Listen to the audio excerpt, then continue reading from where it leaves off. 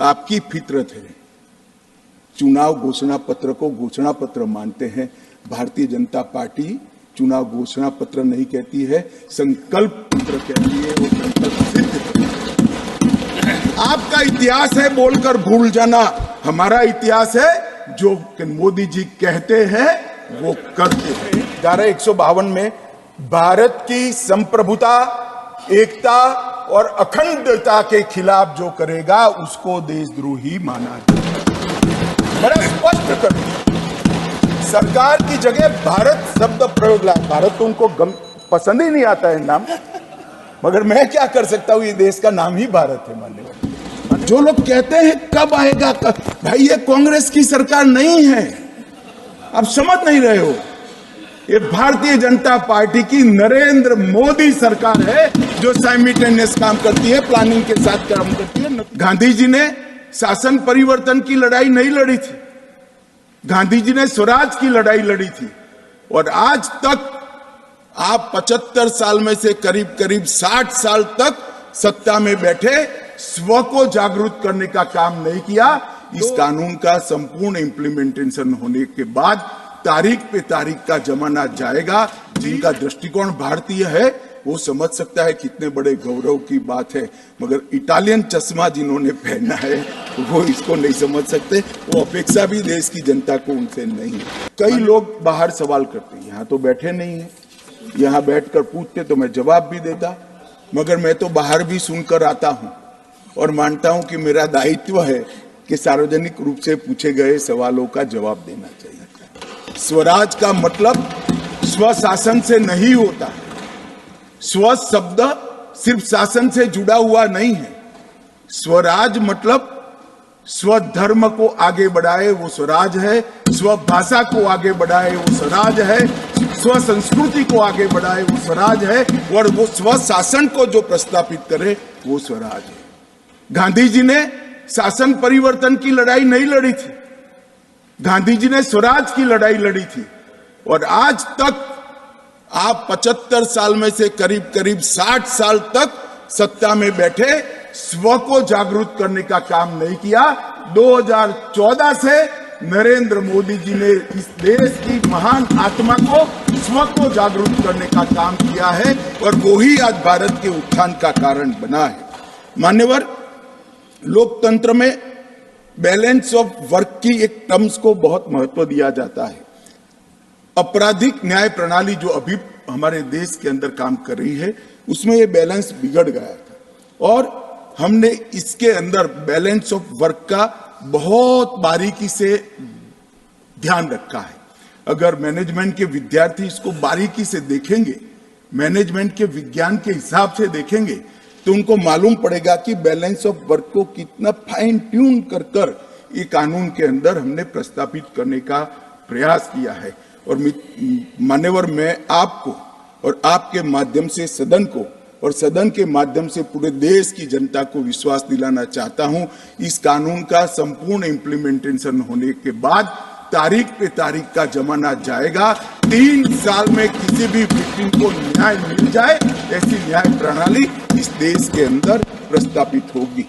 मान्यवर, ये लोग जो पूछते हैं क्या होगा इस कानून से, मैं आज उनको बताना चाहता हूं। मान्यवर, आज इस कानून को इस सदन के आशीर्वाद प्राप्त होने के बाद हमारी आपराधिक न्याय प्रणाली, क्रिमिनल जस्टिस सिस्टम 19वीं सदी से निकलकर 2 सदियों का फासला काटकर 21वीं सदी में सीधी प्रवेश करेगी।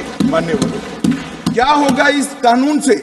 मूल भारतीय परंपरा की न्याय की अवधारणा को समग्र विश्व को हम परिचय करा पाएंगे और इसके सुफल इस देश की जनता चख पाएगी। क्या होगा इससे जो पूछते हैं, मैं उनको कहना चाहता हूं, विश्व की सबसे आधुनिक और वैज्ञानिक न्याय प्रणाली का भारत की 140 करोड़ की जनता के लिए उपस्थित होगी। क्या होगा इस कानून से जो पूछते हैं उनको मैं बताना चाहता हूं कि आज जो विद्यमान है वो सारी तकनीक और आने वाले 100 साल तक जो तकनीक आगे बढ़ सकती है, वो सारी तकनीक को सिर्फ रूल्स में परिवर्तन कर कर समाहित किया जाए, इतनी दूरदृष्टि के साथ तकनीक को इस कानून के अंदर समाहित किया गया। जो पूछते हैं क्या होगा इस कानून से, मैं उनको कहना चाहता हूं कि 7 साल से ज्यादा सजा है वो सभी घृणित अपराधों के लिए। हमने फोरेंसिक साइंस लेबोरेटरी की विजिट को कंपलसरी किया है, जिससे कन्विक्शन रेशियो के अंदर बढ़ावा होगा। ये जो पूछते हैं क्या होगा इस कानून से, इनको मैं कहना चाहता हूं, अंग्रेज चले गए, पूरे देश में 4 प्रकार की न्याय प्रणाली चलती थी। आज कश्मीर से कन्याकुमारी और द्वारका से लेकर कामाख्या तक इस कानून के आने के बाद एक ही प्रकार की न्याय प्रणाली का चलेगी। एक गौरव का अनुभव वो नहीं कर सकते, मैं समझ रहा हूं नहीं कर सकते। जिनका दृष्टिकोण भारतीय है वो समझ सकता है कितने बड़े गौरव की बात है, मगर इटालियन चश्मा जिन्होंने पहना है वो इसको नहीं समझ सकते। वो अपेक्षा भी देश की जनता को उनसे नहीं है। मान्यवर, भारतीय नागरिक सुरक्षा संहिता में ढेर सारे बदलाव किए हैं, बहुत सारे सदस्यों ने कहा है, मैं बोलना नहीं चाहता।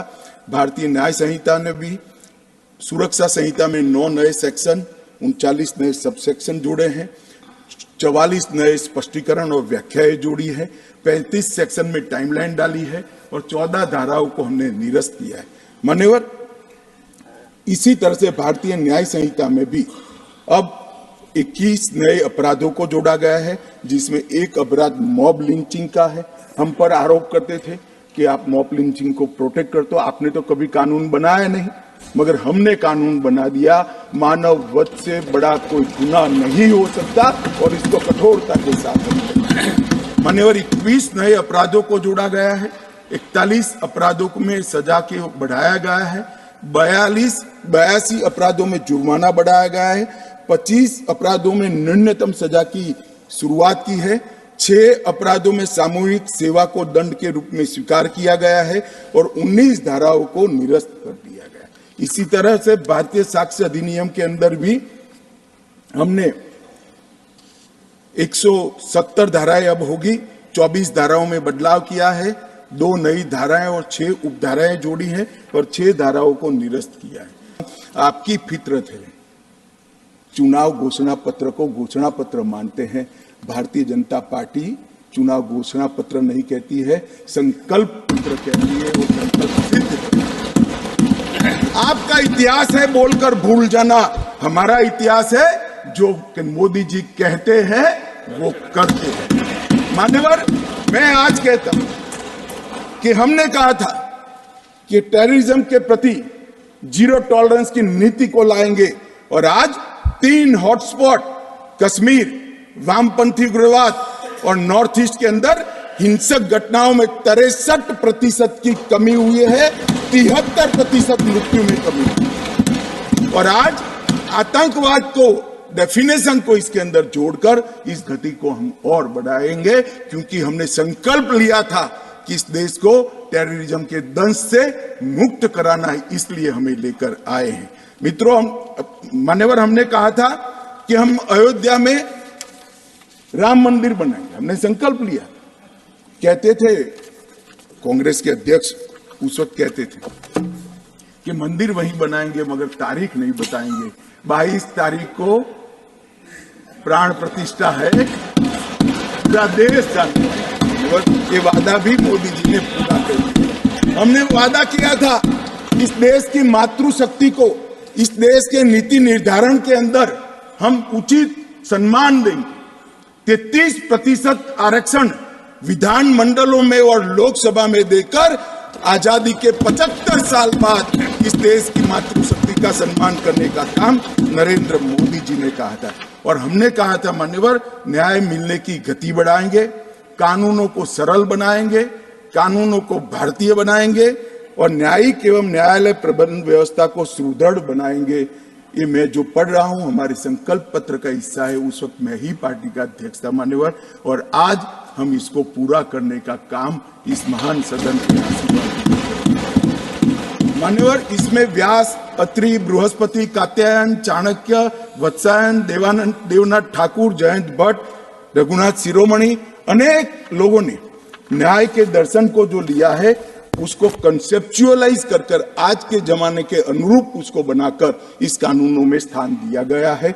और ढेर सारी ढेर सारी ऋचाओं को, इसकी आत्मा को पकड़कर इस कानून के अंदर हमने समाहित किया है। मान्यवर, कोई बारीकी से देखेगा तो उसको मालूम पड़ेगा कि ये किस प्रकार से बदला है और आज के जमाने के अनुरूप कैसे हो सकता है। जो 8000 साल पहले नारद ने बात कही, मैं आज बताता हूं मान्यवर, जब मैं इसका अभ्यास कर रहा था तब मैं गर्व के साथ कहता हूं कि हमारे पुरखों ने जो सोचा है वो कभी काल बाह्य नहीं हो सकता है, वो चिरंजीवी है, चिरंजीवी।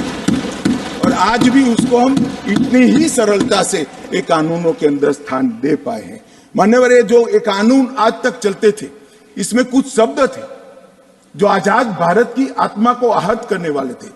यूनाइटेड किंगडम की संसद, प्रांतीय अधिवेशन, क्राउन के प्रतिनिधि, London gazette, jury, United Kingdom of Great Britain and Ireland, her majesty सरकार, लंदन गजेट की द्वारा निहित की गई प्रक्रियाएं, ब्रिटिश क्राउन का अपमान, इंग्लैंड के न्यायालय की परंपरा और हर मैजेस्टी रोमिनियन और बैरिस्टर शब्द का भी उल्लेख था। मान्यवर, ये सारा 75 साल तक इस देश की क्रिमिनल जस्टिस सिस्टम में चला गया। कांग्रेसियों की नजर नहीं पड़ी। मोदी जी को इस देश की जनता ने 14 में देश का प्रधानमंत्री बनने का मौका दिया और 19 से 24 पूरी चर्चा होकर मैं आज कह सकता हूं ये तीनों कानून, उनकी आत्मा भी भारतीय है, उनका शरीर भी भारतीय है और उसकी सोच भी भारतीय है। जो लोग कहते हैं कब आएगा भाई, ये कांग्रेस की सरकार नहीं है, आप समझ नहीं रहे हो। ये भारतीय जनता पार्टी की नरेंद्र मोदी सरकार है जो साइमल्टेनियस काम करती है, प्लानिंग के साथ काम करती है, नतीजे लाती है। मान्यवर, ये पूछते हैं, इनको मैं कहना चाहता हूं। मान्यवर, जैसा मैंने बताया, डायरेक्टर ऑफ प्रोसिक्यूशन इसके पूरी अवधारणा को डिटेल कानूनी जामा पहनाने का काम किया है। पुलिस की अकाउंटेबिलिटी को भी हमने फिक्स किया है। ढेर सारे हेबियस, मान्यवर आप तो अधिवक्ता रहे हैं, ढेर सारे हेबियस की अर्जियां आती है हाईकोर्ट के सामने, हमें मालूम नहीं है, पुलिस उठाकर ले गई है, हमारे व्यक्ति को वापिस लाई है, गुम हो गया है। अब हर थाने में एक ई रजिस्टर और कागजी रजिस्टर रखना पड़ेगा।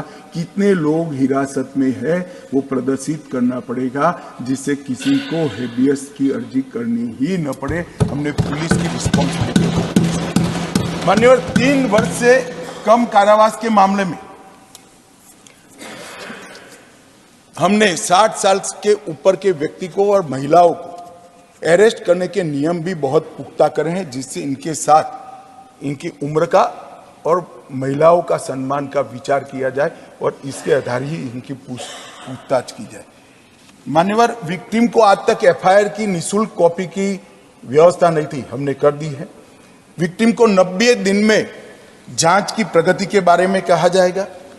पीड़ितों को पुलिस की रिपोर्ट, एफआईआर और गवाह के बयान ऑनलाइन कंपलसरी भेजने का प्रोविजन किया है और जांच और मुकदमे के विविध चरणों को भी ऑनलाइन पीड़ित को बताना। और एक कानून मान्यवर विक्टिम सेंट्रिक कानून बना है। पहले के कानून में जो अपराध करता है उसको दंड देने का उद्देश्य था।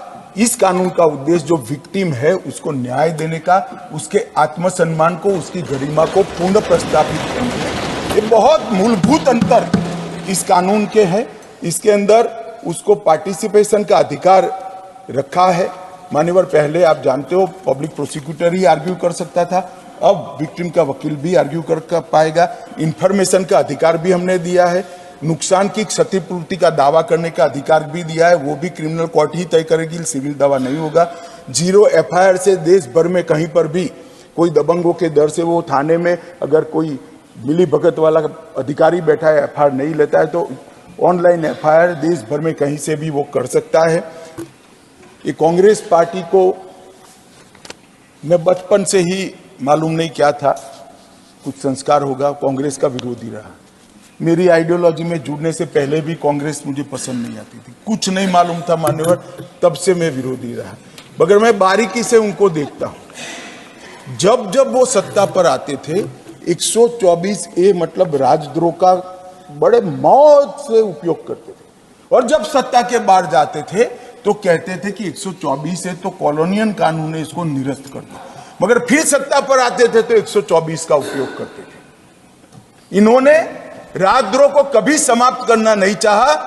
भारतीय जनता पार्टी और नरेंद्र मोदी सरकार आज इस देश के कानून से राजद्रोह को हमेशा के लिए मान्यवर शासन के खिलाफ बोलने का अधिकार हमारा संविधान का मूल अधिकार है। व्यक्ति के खिलाफ आप कुछ भी बोल सकते हो, कोई गुनाह नहीं होगा, आप बोलिए। बदनिक्सी का प्रावधान है, जिसको जानना चाहिए वो कोर्ट में जाए, मगर आपराधिक न्याय प्रणाली आपको झेलनी नहीं पड़ेगी। परंतु जिस धारा के तहत बाल गंगाधर तिलक, महात्मा गांधी और वीर सावरकर जेल में गए, मुझे आनंद है मान्यवर, आज वो धारा यहां से समाप्त हो रही है। ये कहते हैं कि आपने अलग तरीके से राजद्रोह को देशद्रोह बनाकर लाए। मैं सभी सदस्यों को विनंती करता हूं कि मेरी बात आप ध्यान से सुनिएगा मान्यवर। पहले आईपीसी की धारा 324A में जो शब्द प्रयोग था सरकार के खिलाफ, सरकार मतलब एस्टैब्लिशमेंट और व्यक्ति अंततोगत, अब बीएनएस में धारा 152 में भारत की संप्रभुता, एकता और अखंडता के खिलाफ जो करेगा उसको देशद्रोही माना जाएगा। बड़ा स्पष्ट कर, सरकार की जगह भारत शब्द प्रयोग लाए। भारत तो उनको पसंद ही नहीं आता है नाम, मगर मैं क्या कर सकता हूं, ये देश का नाम ही भारत है मान्यवर। भारत के खिलाफ जो करेगा, भारत की संप्रभुता, एकता और अखंडता के खिलाफ करेगा, उसके खिलाफ ये धारा 122 लाई जाएगी। आईपीसी में उद्देश्य और प्रयोजन की बात नहीं थी, आशय और प्रयोजन की बात नहीं थी। देशद्रोह की डेफिनेशन में आशय की बात कर हमने एक और उसको बचने का मौका दिया है। आईपीसी में जो डेफिनेशन थी उसमें घृणा और अवमानना था, जिससे राजद्रोह का अपराध हो सकता। रानी के खिलाफ अवमानना नहीं कर सकते, रानी के खिलाफ नहीं बोल सकते, रानी को घृणा नहीं बोल सकते। अब हमने क्या शब्द डाले हैं, घृणा और अवमानना हटाकर सशस्त्र विद्रोह, विध्वंसक गतिविधियां, अलगाववादी गतिविधियां और देश के अर्थतंत्र को नुकसान पहुंचाना, ये सारे उद्देश्य जो है शुद्ध रूप से भारत को सुरक्षित करने के लिए है, किसी व्यक्ति या शासन को सुरक्षित करने के लिए है। मगर मुझे मालूम है मैं उनको नहीं समझा पाऊंगा, क्योंकि वो समझना ही नहीं चाहे। उनका तो इच्छा था कि वो मूल स्वरूप में चालू रहे और कभी अगर हमारा नंबर लग जाए तो इसका उपयोग करेंगे, मगर लंबे समय तक आपका नंबर नहीं लगने वाला है। हमने सारे छिद्रों को अब तक के अनुभव के आधार पर बदलने का काम किया है और एक परिपूर्ण कानून बनाने का प्रयास किया है। कानून कोई परिपूर्ण कभी बन ही नहीं सकता, समय बदलता है, जरूरियातें भी बदलती है, मगर हमने कम से कम मैं इतना कह सकता हूं मान्यवर, 100 साल की टेक्निक के अंदर जो बदलाव होंगे, गुजरात फॉरेंसिक साइंस यूनिवर्सिटी के साथ बैठकर, ढेर सारे इसके एक्सपर्ट्स के साथ बैठकर इसको विजुलाइज करने का प्रयास किया है। वो टेक्निक तो आज है ही नहीं तो उसको समाहित नहीं कर सकते, मगर जो शब्द के प्रयोग किए हैं वो टेक्निक के लिए ओपन है और उसको स्वीकृत करने वाले हैं। तो हमने बहुत दूरदर्शिता के साथ काम किया है और ये सारी चीज़ों में इसके इलेक्ट्रॉनिक सर्टिफिकेशन और इसकी गुप्तता पर भी बहुत बड़ा ध्यान देकर एक लीक प्रूफ सिस्टम बनाने का प्रयास किया है मान्यवर। अंत में मैं इतना ही कहना चाहता हूं कि मैं फिर से आपके माध्यम से इस सदन को और देश की जनता को विश्वास दिलाना चाहता हूं, ये कानून इतने सालों के बाद, आज़ादी के 75 सालों के बाद भारतीयों द्वारा बनाया गया है, भारतीयों के लिए बनाया गया है और भारत की संसद के द्वारा बनाया गया है, जिसके अंदर भारत की मिट्टी की सुगंध भी है, भारत का संस्कार भी है और भारतीय दर्शन भी।